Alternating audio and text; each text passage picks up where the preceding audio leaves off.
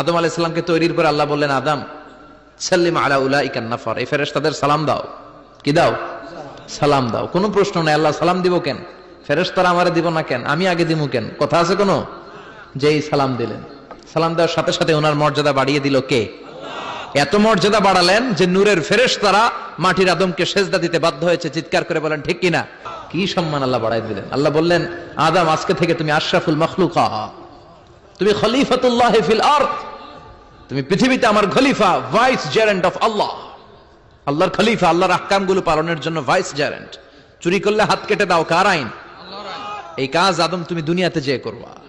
জিনা করলে death penalty, head of, শিরচ্ছেদ করে দাও, কার আইন?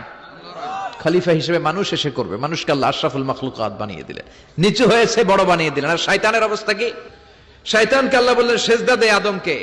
শয়তান যুক্তি দাঁড় করিয়েছে, খালাকতাহু মিন তিন খালাকতানি মিন নার ওয়া খালাকতাহু মিন তিন। আল্লাহ আপনি আমারে বানাইছেন আগুন দিয়া। কি দিয়া?